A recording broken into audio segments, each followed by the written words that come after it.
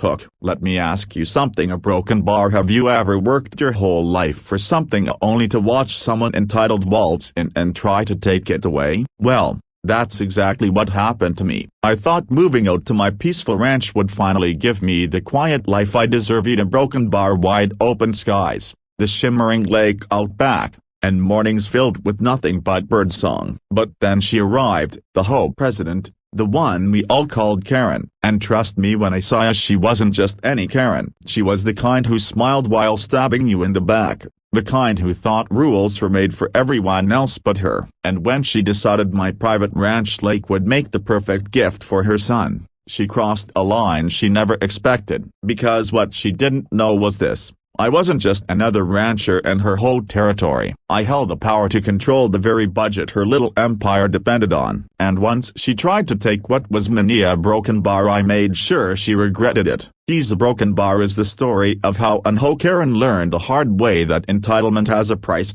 Life at my ranch was simple, and I loved it that way. I bought the property after years of saving, pouring my heart into fixing up the old barn and restoring the lake that stretched across the back acres. That lake wasn't just water to me, it was my refuge. I'd sit by it at sunset, remembering my late father who taught me how to fish, and I'd promised myself I'd keep this land the way he always dreamed.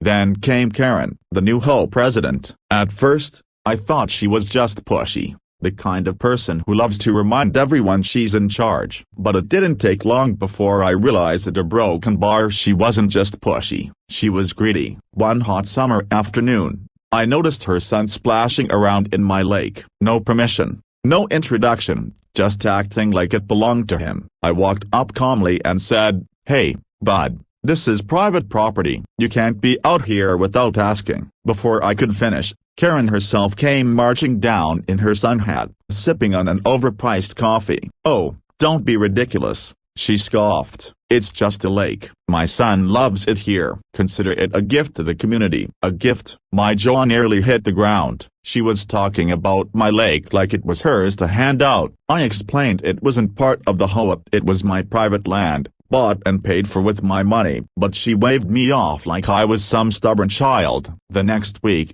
things escalated. She installed a community lake sign near my property line. Families started showing up, hauling coolers, setting up chairs, littering, and leaving muddy tracks through my fields. Every time I confronted Karen, she just smirked and said, "This neighborhood needs shared spaces. You should be grateful you have something to give." I was furious, but I held back. A broken bar for now. What Karen didn't know was that I wasn't just the rancher. I sat on the county finance board, and that hoe she loved lording over. Every project, every improvement, every dime they requested for landscaping, playgrounds, or security ran through my committee. I kept quiet, gathering evidence, waiting for the right moment. But Karen wasn't done. One evening, when I asked her son once again to leave the lake, she called the cops on me. Can you believe that? She told them I was harassing a child playing in the community lake. The officers arrived, and thankfully, once I showed them the deed,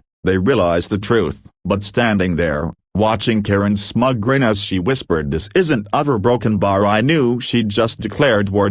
When someone underestimates you, it can be the greatest advantage in the world. Karen thought I was just a quiet rancher, too soft, too simple, too easy to steamroll. What she didn't realize was that I'd been keeping track of her every overstep. I attended the next HOA meeting, where she stood in front of the neighbors boasting about her plans for a new playground, a community pool, and landscaping projects. "It's all in the budget," she declared proudly. That's when I raised my hand. "Actually, Karen, that budget still needs approval." The room went quiet. You could see her confidence crack for just a second before she snapped back, "And who are you to question me?" I smiled. "I'm the one who approves the funds you're counting on, and I have some concerns." The neighbors started whispering. Karen's face turned red. I calmly laid out the facts: unauthorized signs, trespassing, misuse of private property. I even showed photos of the trash piling up around my lake thanks to her gift. By the time I was done,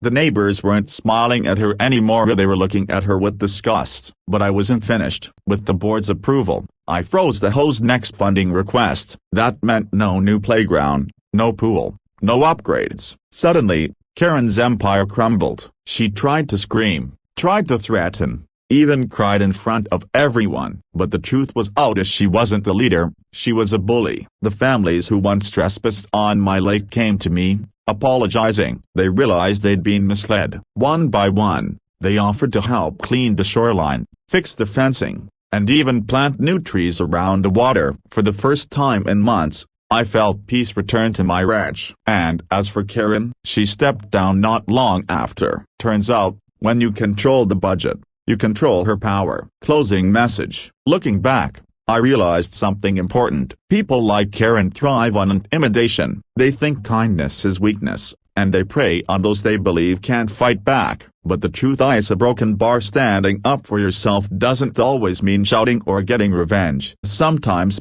it means being patient, smart, and using the tools you already have to protect what's yours. That lake is still mine. My peace is restored. And Karen, well, let's just say a broken bar. She learned the hard way that you can't take from others what you didn't earn. So if you're facing someone like her in your life here, remember this story. Stay calm, stay strong, and never let anyone convince you that your hard work doesn't matter.